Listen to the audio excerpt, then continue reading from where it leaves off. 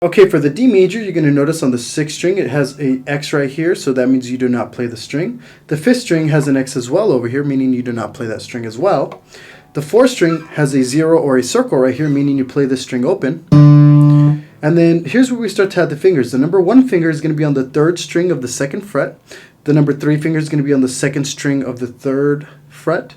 And the number 2 finger is going to be on the 1st string of the 2nd fret. Okay, so the way this is going to work is you're not going to be playing the 6th or 5th string, and you're going to start single plucking, meaning one by one from the 4th string to the 1st string.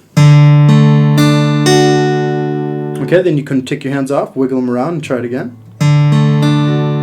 Once again, you're doing all this before you play chords.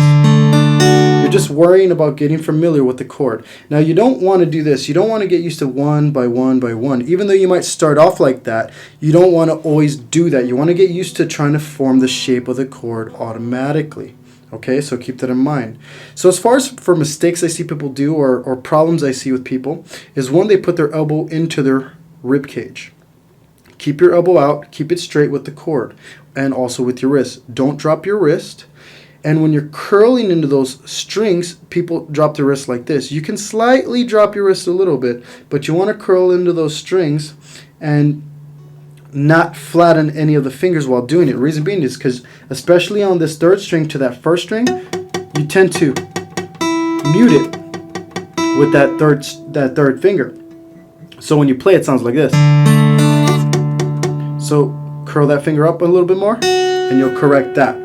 The other thing I see is people put that 3rd finger on the 3rd string instead of the 2nd string, and they're playing on the same string where the 1st finger is, which kind of defeats the purpose of, you don't need 2 fingers on one string to play a chord. It's 1 finger per string, okay?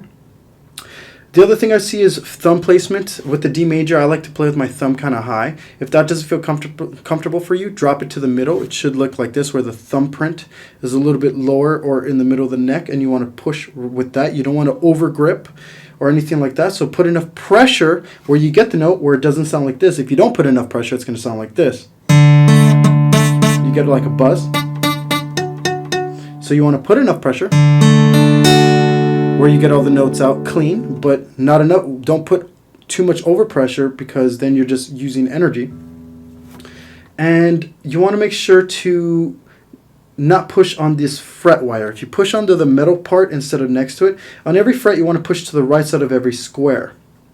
You don't want to push on top of that fret wire, because then you get a mute like this. Instead of, notice it has a difference to it. Okay, so let's go over those things real quick. So, don't have your elbow dug into your side. Curl your fingers up enough. Worry about your thumb placement. Play with that a little bit. Your wrist can slightly drop some. And make sure you have all the right fingers on the proper strings when playing.